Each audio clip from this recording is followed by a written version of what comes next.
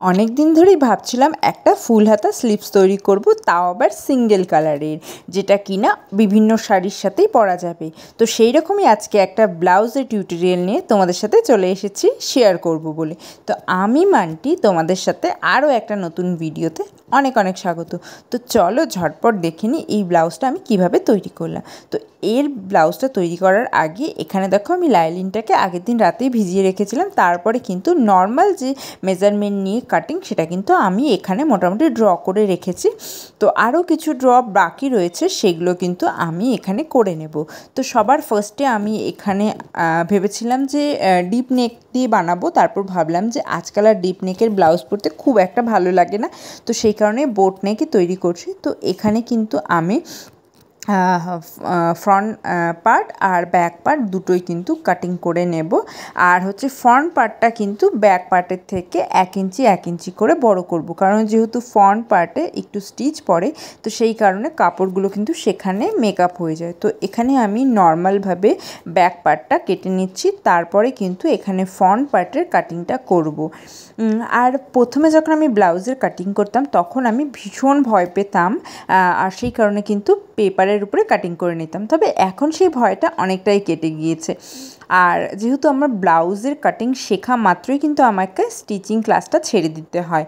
আর আমি যখন first time সেলাই ক্লাসে ঢুকেছিলাম, তো সেখানে আমি চুড়িদার, প্লাজো প্যান্ট এই সমস্ত কিছু শেখার পরেই কিন্তু আমি জানতে পারি যে আমি কনসিভ করেছি। আর তার আগে সবে মাত্র আমি একটা ব্লাউজ বানানো শিখেছিলাম। তো সেই কারণে আর সেলাই ক্লাসে যাওয়া হয়নি, আর তারপরে কিন্তু সেটা আমাকে ছেড়ে দিতে হয়েছিল, যেহেতু শরীরটা খুবই খারাপ হয়ে যাচ্ছিলো মাঝে মাঝে। তো সেই কারণে কন্টিনিউ আমি করতে পারিনি। তবে ভিডিও দেখে বা বিভিন্ন ধরনের সেলাই দেখে কিন্তু আমি বাকি সমস্ত ব্লাউজের কাটিংগুলো শিখেছি ধীরে ধীরে।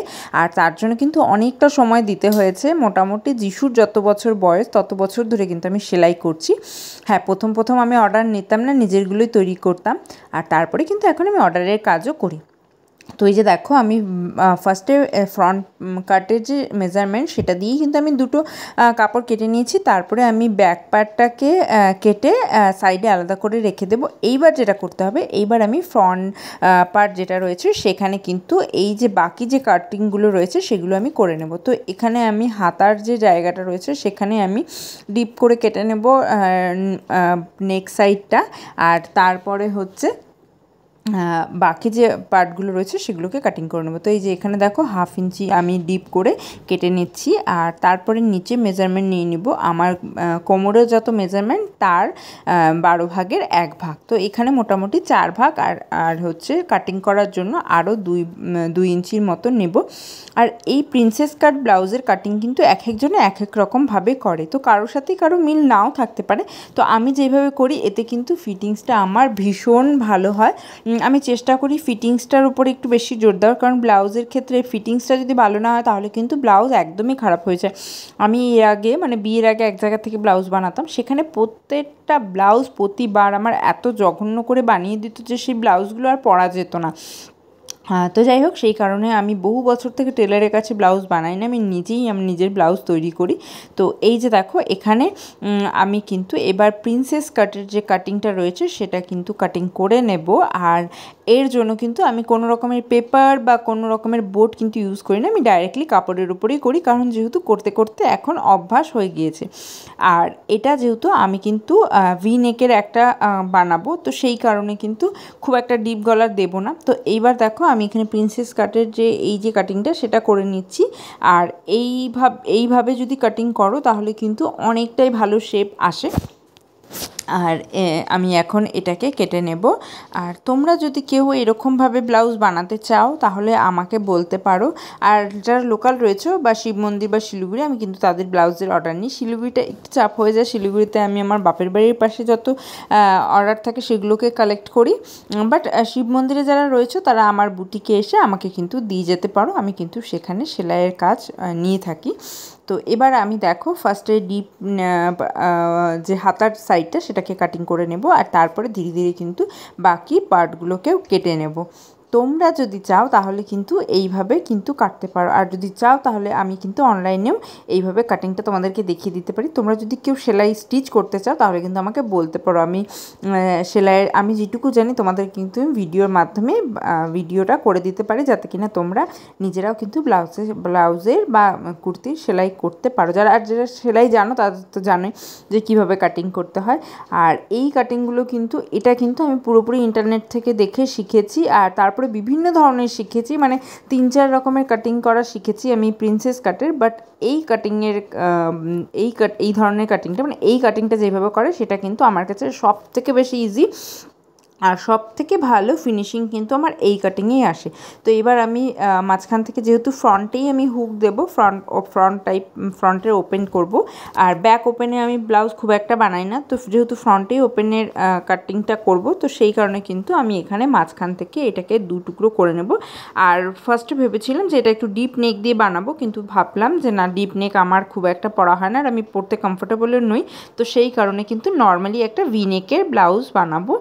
আর এটা কিন্তু ভি নেক দিয়েই করবো, কারণ অনেককেই দেখেছি এখন কিন্তু ভি নেকটা কিন্তু ট্রেন্ডিংয়ে চলছে, ফ্রন্টেও কিন্তু ভি নেকটা চলছে। তো এই কাপড়টা কাটতে কাটতেই আমার হঠাৎ করে খেয়াল আসলো যে আমি পেছনের পাটে কিছু একটা গন্ডগোল করেছিলাম, যেহেতু সেই কারণে ভাবলাম যে এইটাকে আমি একটু ঠিকঠাক করে নিই।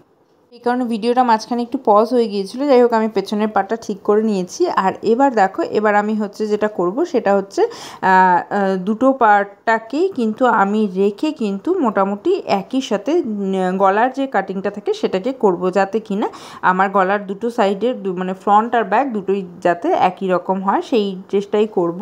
তো খুব একটা ডিপ আমি পরি না, সেই কারণে কিন্তু আমি খুব একটা ছোট ব্লাউজও তৈরি করি না।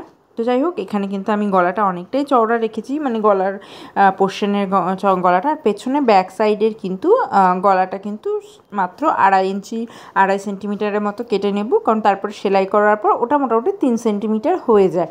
তো সেই কারণে এই ধরনের কাটিংই আমি করব।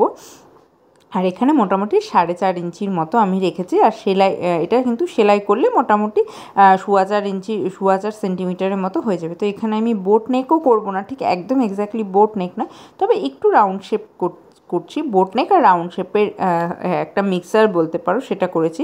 তো এবার আমি এটাকে কাটিং করে নেব। আর এই গলাটা কিন্তু আমি ফার্স্টে ভেবেছিলাম যে ফ্রন্ট আর ব্যাক দুটোই ভি নেক, মানে ভি সাইডের ভি আকারের দেব, কিন্তু দেখলাম যে না, সেটা খুব একটা বেশি ভালো লাগবে না। আর যেহেতু আমি ফুল স্লিভ বানাচ্ছি, তো সেই কারণে আরোই বেশি ভালো লাগবে না, তো সেই জন্য ভাবলাম ফ্রন্টটাই আমি ওপেন রেখে ভি শেপের করব। তো এইবার কিন্তু যেটা আমার, সেটা কিন্তু আমি ফ্রন্টে এখন কাটিং করব, গলার কাটিংটা করব, আর তারপরে কিন্তু আমি এটা স্টিচিং করব। আর এই ধরনের কাপড়গুলো স্টিচিং করতে কিন্তু একটা ভীষণ মজা হয়, যে সিল্কের কাপড় হলে আমাকে লাইনিংটা আগে থেকে লাগিয়ে নিতে হয় আঠা দিয়ে, বা স্টিচ করে নিতে হয়। বাট যেহেতু এই ধরনের কাপড়গুলো একটু জর্জেট টাইপের কাপড় না হলে কিন্তু নর্মালি আমি ডাইরেক্টলি মেশিনে বসে সেলাই করে দিই। তো এখানে আমি গলার ডিপটা কিন্তু 7 ইঞ্চির মতো রেখেছিলাম, যাতে কিনা সেলাই করলে 7.5 ইঞ্চির মতো চলে আসে, আর যেটা কিনা আমার কাছে মনে হয়েছিল একদম ঠিকঠাক, মানে আমার জন্য একদম ঠিকঠাক ছিল। তোমরা চাইলে আরও ডিপ নেকেও করতে পারো।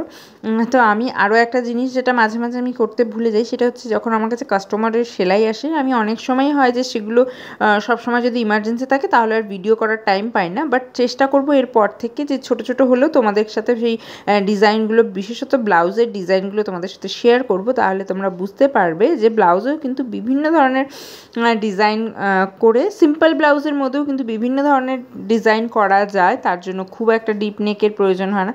তো এই যে দেখো, এখানে আমি ভি নেক গলাটা কেটে নিয়েছি। এইবার হচ্ছে যেটা করব সেটা হচ্ছে মেন ফেব্রিক যেটা রয়েছে সেটার উপরে সমস্ত কাপড়গুলো রেখে এখানে কিন্তু আমি কাটিং করে নিয়েছি। আর হাতাতে কিন্তু আমি লাইনিং দেবো না, তো সেই কারণে আমি এখানে কিন্তু কাটিং করা হয়ে গেছে, স্টিচিংও করা হয়ে গেছে। তো ফাইনালি আমার ব্লাউজটা কিন্তু এরকম হয়েছে। তো ব্লাউজটা কিন্তু আমার এই যে দেখো, আমার কিন্তু পরাও হয়ে গিয়েছিল। তো তারপরে অনেক দিন পরে এই ব্লাউজের ভিডিওটা আমি পোস্ট করব। তো এই যে দেখো, তোমরা কিন্তু প্লিজ জানিও কমেন্ট করে যে ব্লাউজটা কেমন হয়েছে। ব্লাউজটা কিন্তু ভীষণই সিম্পল, একদমই সিম্পল, কোনো কিছুই নয়, মানে নেই, শুধু কিন্তু এইটা ফুল স্লিভের জন্য কিন্তু ব্লাউজটা একটু অন্যরকম লাগছিল। তো চলো, আজকের মতো ভিডিওটা এখানে শেষ করছি, টাটা।